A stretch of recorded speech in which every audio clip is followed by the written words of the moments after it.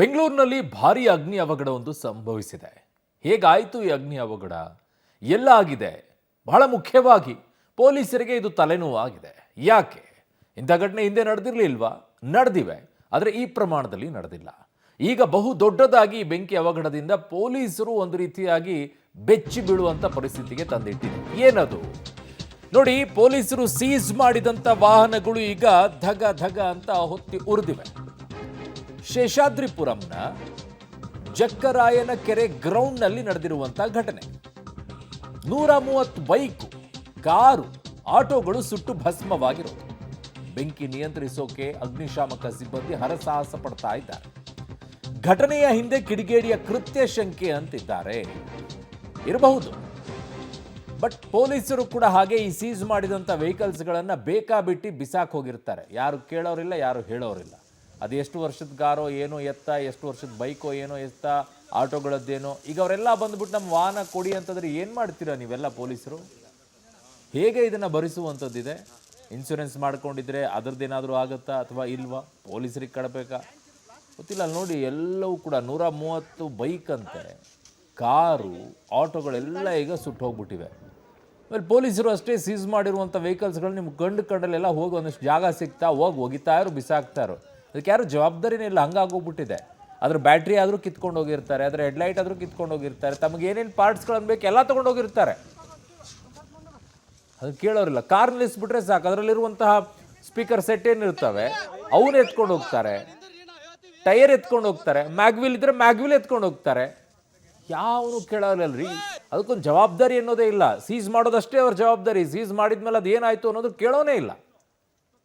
ಎಷ್ಟು ಬೇಕೆಂತ ತೋರಿಸ್ಲಾ ನಿಮಗೆ ಪೊಲೀಸರು ನಿಲ್ಲಿಸುವಂಥ ವೆಹಿಕಲ್ಸ್ಗಳು ಸೀಸ್ ಮಾಡಿದ್ದನ್ನು?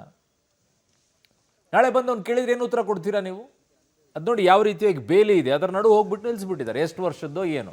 ಆ ಓನರ್ಸ್ಗಳು ಬಂದು ಕೇಳಲ್ಲ ನಮ್ಮ ಗಾಡಿ ಏನಾಯಿತು ಅಂಥೇಳಿ. ಅಷ್ಟೊಂದು ದುಡ್ಡು ರಾರಾಜಿಸ್ತಾ ಇದೆಯೋ ಜನರ ಹತ್ರ.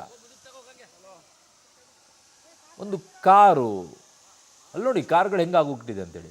ಯಾರೋ ಒಬ್ರು ಕಾರ್ ತೊಗೋಬೇಕಂದ್ರೆ ಕಷ್ಟಪಟ್ಟಿರುತ್ತೆ ಸಾಲ ಪಟ್ಕೊಂಡು. ಸೀಸ್ ಮಾಡಿದ್ಮೇಲೆ ಅದನ್ನ ಹಿಂಗೆ ಬಿಸಾಕ್ಬಿಟ್ರೆ ಓನರ್ ಆದ್ರೂ ದಿನಾದ್ರೂ ಮಾಡಿ ವಾಪಸ್ ಇಸ್ಕೊಂಡು ಹೋಗ್ಬೇಕಾ? ಇಲ್ವೇ ಇಲ್ಲ. ಅವ್ರಿಗೂ ಬೇಕಾಗಿಲ್ವೇನೋ.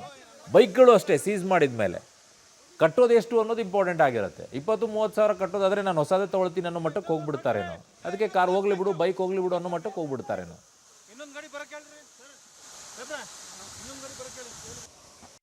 ನಮ್ಮ ಉತ್ತರ ವಿಭಾಗದಲ್ಲಿರುವಂಥ ಶ್ರೀರಾಮ್ಪುರ ಪೊಲೀಸ್ ಸ್ಟೇಷನ್ ಲಿಮಿಟ್ಸ್ನಲ್ಲಿ ಜಕ್ರಾಯನ ಕೆರೆ ಗ್ರೌಂಡ್ಸ್ ಅಂತ ಹೇಳ್ತೀವಿ ನಾವು ಇದನ್ನು.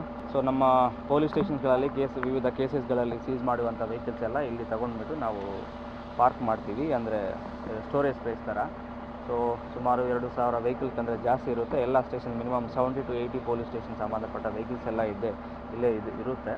ಸೊ ಇದನ್ನು ಎವ್ರಿ ವೀಕ್ ಮತ್ತು ಆಲ್ಟರ್ನೇಟ್ ಆಗಿ ಮತ್ತು ಇದನ್ನು ನಾವು ಮೇಂಟೈನ್ ಮಾಡ್ತಾ ಇರ್ತೀವಿ. ಸಪ್ರೇಟ್ ಒಂದು ಪರ್ಮನೆಂಟ್ ಗಾರ್ಡ್ ಆಗಿ ಇರುತ್ತೆ.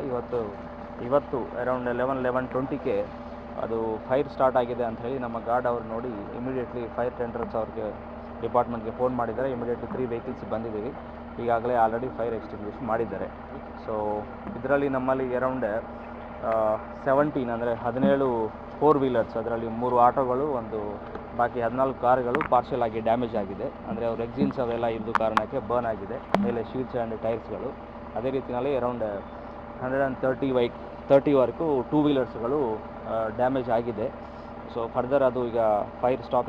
ಇಲ್ಲಿ ನಮ್ಮ ಕ್ಷೇತ್ರದಲ್ಲಿ ಜಕ್ರಾಯನ ಕೆರೆ ಮೈದಾನ ಏನಿದೆ, ಹೋಮ್ ಡಿಪಾರ್ಟ್ಮೆಂಟ್ ಅವರು, ಪೊಲೀಸ್ ಇಲಾಖೆಯವರು ಇಲ್ಲಿ ಈ ಆಕ್ಸಿಡೆಂಟ್ ವೆಹಿಕಲ್ಸು ಮತ್ತು ಬೇರೆ ಬೇರೆ ಕೇಸಸಲ್ಲಿ ಸೀಸ್ ಆಗಿರುವಂಥ ಗಾಡಿಗಳೇನಿರ್ತದೆ ಅದೆಲ್ಲವನ್ನು ಕೂಡ ಇಲ್ಲಿ ಅವರು ಒಂದು ಯಾರ್ಡ್ ಥರ ಮಾಡಿಕೊಂಡು ಎಲ್ಲ ಅದನ್ನು ಇಲ್ಲೇ ಇಡುವಂಥದ್ದು ಭಾಳ ವರ್ಷಗಳಿಂದ ಮಾಡ್ತಾಯಿದ್ದಾರೆ.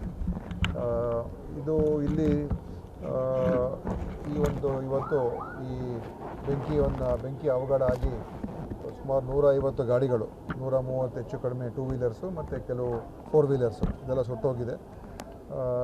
ಖಂಡಿತವಾಗಿಯೂ ಇದು ಭಾಳ ಒಂದು ಕೆಟ್ಟ ಘಟನೆ.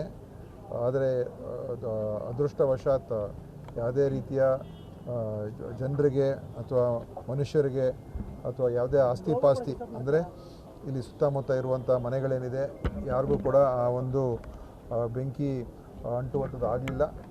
ಮತ್ತು ಅದರಲ್ಲೂ ಕೂಡ ವಿಶೇಷವಾಗಿ ಫೈರ್ ಸರ್ವಿಸಸ್ಸು ಆಲ್ಮೋಸ್ಟ್ ಅದ್ರ ವ್ಯಾಲ್ಯೂವನ್ನು ಲೆಕ್ಕ ಹಾಕುವಂಥದ್ದಕ್ಕೆ ಬರೋದಾದರೆ ಒಂದು 3 ಕೋಟಿ ಎರಡರಿಂದ 2.5 ಕೋಟಿ ಅಥವಾ 3 ಕೋಟಿಯವರೆಗೂ ಕೂಡ ಮೌಲ್ಯ ಆಗುತ್ತೆ. 130 ವೆಹಿಕಲ್ಸ್ ಅಂತಂದರೆ ಒಂದೊಂದು ಬೈಕ್ಗಳು ಈಗ ಲೆಕ್ಕಕ್ಕೆ ಬಂದಾದರೆ ಯಾವ ಬೈಕ್ ಇದಾವೆ ಅನ್ನೋದು ಇಂಪಾರ್ಟೆಂಟ್. ನಾನು 1 ಲಕ್ಷ ಲೆಕ್ಕ ಇಟ್ಕೊಂಡ್ರು 1,30,30,00,000 ರೂಪಾಯಿ ಆಗೋಯ್ತು ಬರೀ ಬೈಕ್ಗಳದ್ದೇ.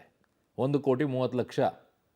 ಇನ್ನು ಉಳಿದಿದ್ದ ಲೆಕ್ಕ ಏನಾಯಿತು? ಕಾರ್ಗಳದ್ದು 17 ಏನೋ ಕಾರು ಆಟೋಗಳು ಅಂತಿದ್ದಾರೆ. ಆ ಕಾರ್ಗಳದ್ದು ಯಾವ ಮಟ್ಟಕ್ಕಾಗಿದೆಯೋ ಅದಕ್ಕೂ ಒಂದೊಂದು ಲಕ್ಷ ಲೆಕ್ಕ ಇಟ್ಕೊಂಡ್ರು ಆಲ್ಮೋಸ್ಟ್ ಆಲ್ 2 ಕೋಟಿವರೆಗೂ ಬಂದು ನಿಮಗೆ ಅಲ್ಲಿಗೆ 2 ಕೋಟಿಯವರೆಗೂ ಕೂಡ ನಿಮ್ಗೆ ಇಷ್ಟೊಂದು ಲಾಸ್ ಆಗಿಬಿಟ್ಟಿದೆ. ಈಗ ಅದು ಹೆಂಗೆ ತಿರ್ಸ್ತಾರೋ ಗೊತ್ತಿಲ್ಲ.